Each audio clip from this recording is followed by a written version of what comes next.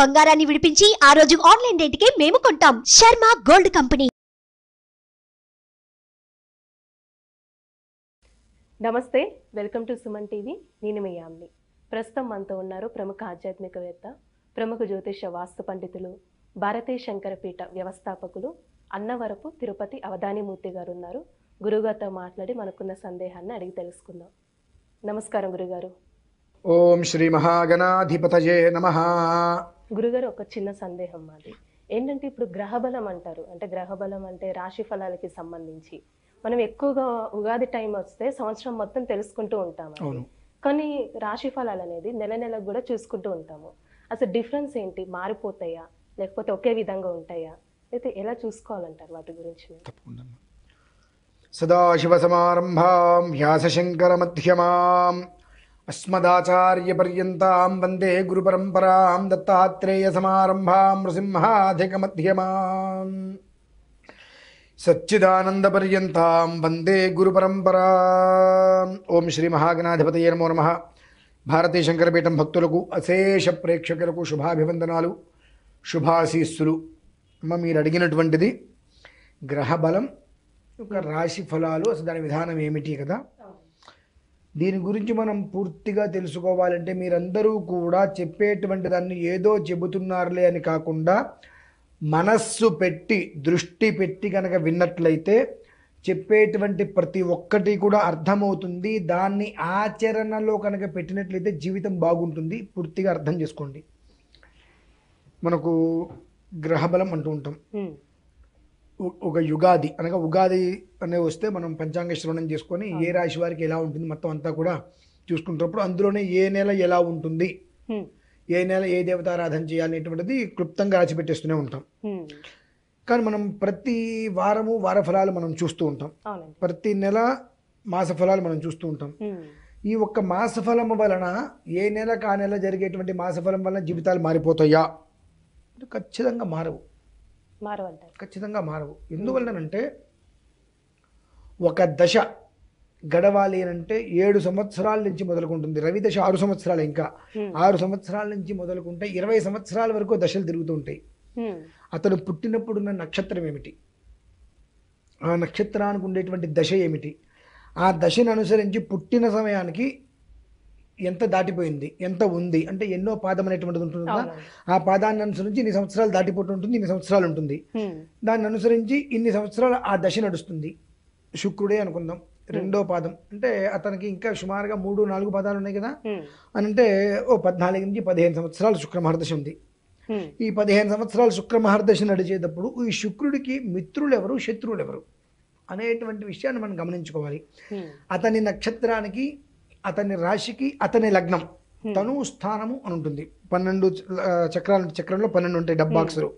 ఒక్కొక్కటి తను స్థానము, ధనస్థానము, సోదర స్థానము, మాతృస్థానము, పుత్రస్థానము, కలత్ర స్థానము, శత్రుస్థానం, ఇలా 12 ఉంటాయి అందులో. ప్రతి ఒక్కదానికి ఉంటాయి. మనిషి పుట్టిన దగ్గర నుంచి ఏ రోజు చనిపోతాడు అనేటువంటిది కూడా అందులో మనిషి జీవితం మొత్తం ఉంటుంది, చెప్పబడి ఉంటుంది అందులో.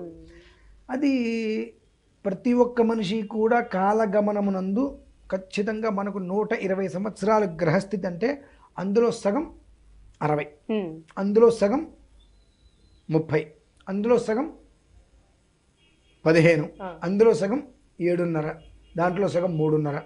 అంటే ప్రతి ఒక్క మనిషి కూడా 3.5 సంవత్సరాలకి ఒక్కసారి తన ఒక్క జాతకాన్ని పరిశీలింప చేసుకోవాలి. ప్రతి 3.5 సంవత్సరాలకి ఎందుకు చేసుకోవాలి అంటే దశ, అంతర్దశ, విదశ, ప్రాణదశ, సూక్ష్మ దశలు 5 రకాలుగా ఉంటాయమ్మా.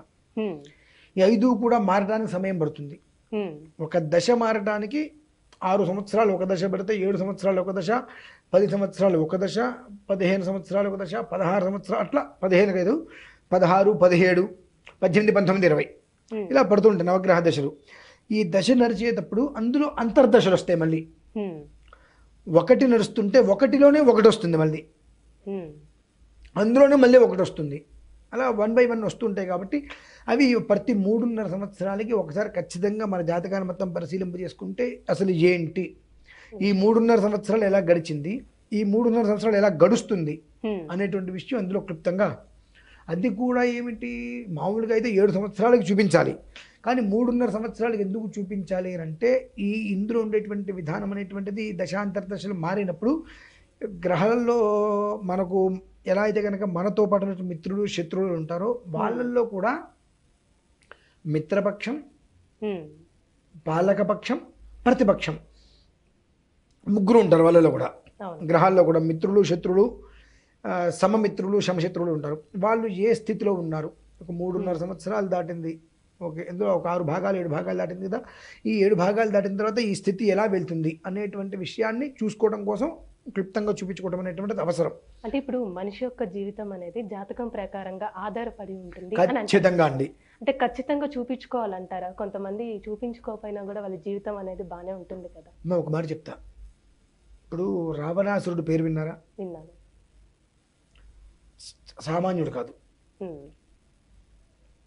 అతనికి తెలుసుగా గ్రహాలు ఉన్నాయా లేవా, మనిషి యొక్క ప్రభావం గ్రహస్థితిని అనుసరించి ఉంటుందా ఉండదా అని చెప్పి.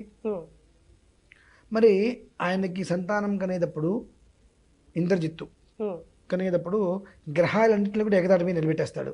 అంటే ఆ సమయంలో కనుక జన్మించినట్లయితే దీర్ఘాయుష్మంతులు అవుతాడు అని చెప్పి. కానీ దేవతలందరూ కూడా శనేశ్వరుని ప్రార్థిస్తే ఒక కాలు పక్కకి పెట్టడం వక్రగతి బట్టి అర్ధాయుష్మంతో చనిపోయాడు. ఇది తెలియకుండా చూపించుకోరు కదా అని అంటే, చూపించుకోరు, నమ్మకం లేదు అనుకున్న వాళ్ళ గురించి మనం అప్రస్తుతం అసలు. ఎందువల్లంటే వాళ్ళకి మంచి జరిగిందనుకోండి నాకు ఉపద్రం అంటారు, చెడు జరిగిందనుకోండి వాడు చేశాడు అంటారు. నా తప్పిదం వల్ల చెడు జరిగిందని అనుకుంటారా?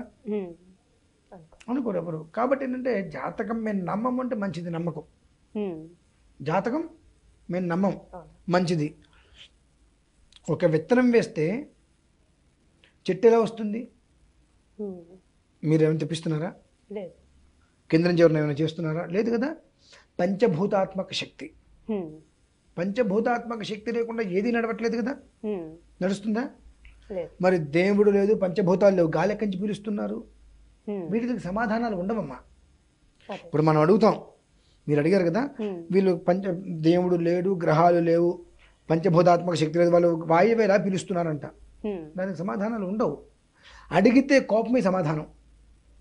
అడిగితే నన్ను అడుగుతావా అంటే ప్రతి మనిషి జీవితానికి కూడా ఖచ్చితంగా గ్రహస్థితి ప్రభావం.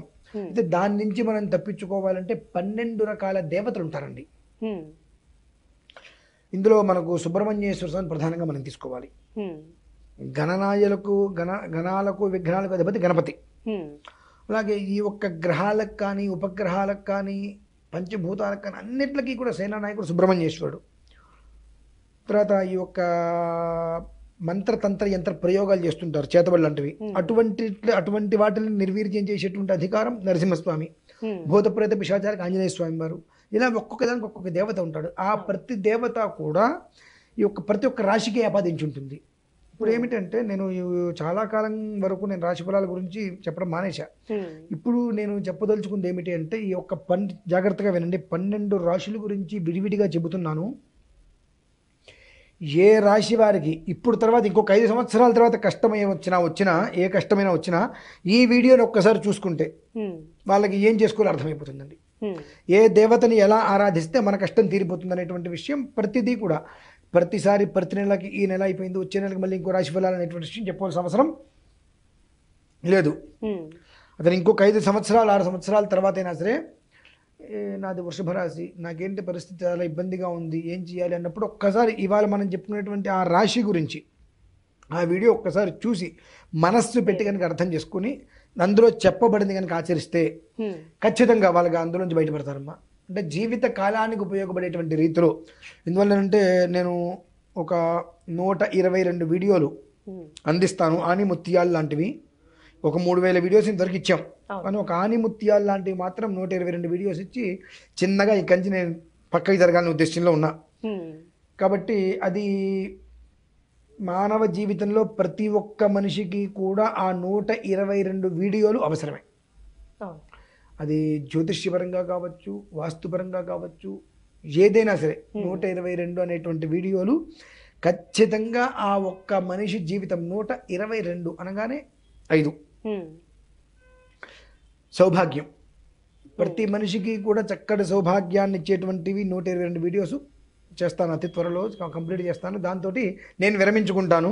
అందుకని ఆనిముత్యాలు లాంటివి ప్రతి మనిషి జీవితానికి ఉపయోగపడేటువంటివి ఇవ్వాలి. అందులో ప్రధానంగా ఒక రాశి ఫలాలు కనుక ప్రతి నెల మనం ఎదురు చూస్తుంటాం కాబట్టి ఏ నెల కా నెల ఎదురు చూడాల్సిన అవసరం లేకుండా ఎప్పటికైనా సరే ఆ ఒక్క మనది మేషరాశి, ఆ మేషరాశి వీడియో చూస్తే ఓకే, 10 ఏళ్ళ తర్వాత కూడా ఈ ఒక్క వీడియో చూస్తే వాళ్ళకి ఎలా జీవితం అర్థమైపోవాలి. అంటే మీరు చెప్తుంటే ఇంకొక చిన్న డౌట్ కూడా వచ్చిందండి నాకు. ఇప్పుడు ఒక పని చేసేటప్పుడు జాతకం ప్రకారంగా చూపించుకొని చేయాలంటారా? ఎందుకంటే దాని ప్రకారమే అయితే మనిషి అనేది తనకు ఒక స్ట్రాంగ్ స్టెప్ అనేది తీసుకోలేరేమో అని నేను అనుకుంటున్నాను. ప్రతి పనికి చూసుకొని వెళ్ళాలా అని ఒక ఆలోచన ఉంటుంది. ఇప్పుడు మనిషి అనేటువంటి వాడిని భగవంతుడే తయారు చేశాడు. మనిషి ఏం చేశాడు? ప్రకృతిలో కనిపిస్తున్నవన్నీ మనిషి తయారు చేశాడు. చేసామంటున్నాడు, నా అంత గొప్పవాడు లేడు, నేను కాబట్టి సాధించాను. సాధించిన వాళ్ళందరూ మనుషులేగా, సాధించిన వాళ్ళందరూ మనుషులే కదా. మనుషులందరూ సాధిస్తున్నారా? ఇప్పుడు బస్సు తోలే వాళ్ళందరూ మనుషులే, మనుషులందరూ బస్సు తోలట్లేదుగా. డాక్టర్లందరూ మనుషులే, మనుషులందరూ డాక్టర్లు కాదు కదా. అంటే ఏంటంటే నమ్మినా నమ్మకపోయినా ఆ ఒక్క స్థితి ప్రకారం గ్రహ ప్రభావ ప్రకారం నడవవలసినదే. నేను నడవను అని నడవను అంటాం కూడా ఆ గ్రహంలో నీకు ఉండేటువంటి విధానంలో శత్రుగ్రహం ఆపాదించి ఉంది కనుక నెగిటివ్ ఆలోచనలు వస్తున్నాయి అంతే. ఇప్పుడు ఆస్తికుడు నాస్తికుడు, ఆస్తికుడు కష్టం వస్తే దేవుడు నమస్కారం చేస్తాడు, నాస్తికుడు ప్రతిక్షణం దేవుడు లేడు దేవుడు లేడు దేవుడు అంటే దేవుడిని నమ్ముతూ ఉంటాడు. అలానే ఆయన అక్కడ నీకు ఉన్నాడు కాబట్టి ఆయన యొక్క ప్రలోభాలండి. ఇది మంచి ఇది చెడు అని తెలుసుగా, ఇది మంచి ఇది చెడు అని తెలుసుగా.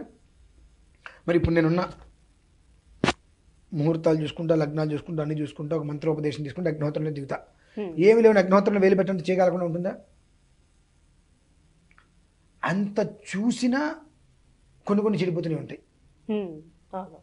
ఎన్ని రకాలుగా మనం చూసినా కొన్ని చెడిపోతూనే ఉంటాయి. దానికి కారణం ఏంటి? మళ్ళీ మనల్ని మనం నిలబెట్టుకోలేకపోవటం, మన మీద మనకు ఉండేటువంటి నమ్మకాన్ని మనం వదిలేసుకొని పరులు చెప్పిన మాటకి దాసోహం అయిపోవటం. ఇప్పుడు మీరున్నారు, నేనున్నా, నా గురించి మీకు ఎవరో ఏదో చెప్పారు, 10 సంవత్సరాల స్నేహం కూడా చెడిపోతుందిగా. 10 సంవత్సరాలు అత్యంత స్నేహం చేసి ఎవరో మూడో మనిషి వచ్చి మీకో నాకో, నా గురించి మీకు, మీ గురించి నాకు చెప్పగానే ఓహో ఇటువంటి వాడా అని మనం వదిలేస్తున్నాం. కానీ అంటే ఈ 10 సంవత్సరాలు చేసినంత మోసమే స్నేహం కాదుగా. స్నేహమా మోసమా? అదే ఈ 10 సంవత్సరాలు స్నేహమే చేసినట్లయితే అవతల మూడో మనిషి చెబితే వచ్చి ఒకటి మన కొట్టడం, లేదా ఇవి నీ గురించి ఇలా మాట్లాడుతున్నాడు జాగ్రత్త అని చెప్పడం, ఈ రెండు చేయకుండా వెంటనే ఆహా వీడు ఇటువంటి వాడే, అప్పుడు నాకు అక్కడ కనిపించింది, అప్పుడే అనుమానం వచ్చింది నాకని చెప్పి మనం తవ్వుకుంటాం. ఇంకా ఇటువంటివన్నీ ఉన్నప్పుడు తప్పు మనదవుతుందా గ్రహాలదవుతుందా అంటే భగవంతుడు అవుతుందా? అరే ఈ నాయన ఈ రోడ్లోంచి వెళ్ళి జీవితం బాగుంటుందంటే నేను అటే వెళ్తా అంటే అబద్ధం ఎలా ఉంటుందండి? తీయగా ఉంటుంది. దానివైపు వెళ్తాం. భగవంతుడు ఆరాధన దేవుడు అంటే ఎవడు చేస్తారులే, కష్టం పొద్దున్నే ఎవడు పడతారులే. అదే పబ్బు ఇవన్నీ అంటే అర్ధరాత్రి 12 గంటలు కూడా వెళ్ళిపోతాం పరిగెత్తుకుంటూ. అందులో ఆనందం కనిపిస్తుంది ప్రత్యక్షంగా, ఇందులో మీకు ప్రత్యక్షంగా వెంటనే స్పాట్లో కనిపించదు. మనం చేసేటువంటిది ఆ విత్తనం భూమిలోకి వెళ్ళాలి. భూమిలోకి వెళ్తే అది మనకు వెదురు బొంగులాగా ఇస్తుందండి. వెదురు బొంగు ఏమవుతుంది తెలుసా? మీరు విత్తనం పెడితే ముందు లోపలికి వెళ్తుంది ఒక 50 అడుగులు, తర్వాత పైకి వస్తుంది. అంత బలిష్టంగా ఉంటుంది. భగవంతుడు ఇచ్చేటువంటి శక్తి ఎలా ఉంటుంది? అది మరి కష్టంగానే ఉంటుంది తీసుకోవడం. భగవంతుడు లేదు నా ఇష్టం అనేటువంటిది కలిపురుషుడు కూడా భగవంతుడే. అతను ఇచ్చేటువంటిది ఎలా ఉంటుందంటే పబ్బులు, సిగరెట్లు, ఈ వ్యవహారాలు. ఆ క్షణం ఇచ్చేటువంటి మత్తు ఆనందం అది. దానికి మనం బానిస అవుతున్నాం. భగవంతుడికి బానిస అవ్వగలుగుతున్నామా? లేదు. అంటే ఇక్కడ ప్రతిదీ కూడా మిస్టేక్స్ అన్నీ కూడా మనమే చేస్తున్నాం. కానీ మనల్ని అడిగితే భగవంతుడు ఉంటే నేను ఇట్లా చేస్తాను అంటాం. అంటే మనం నెట్టేస్తున్నాం పక్క వాళ్ళ మీదకి.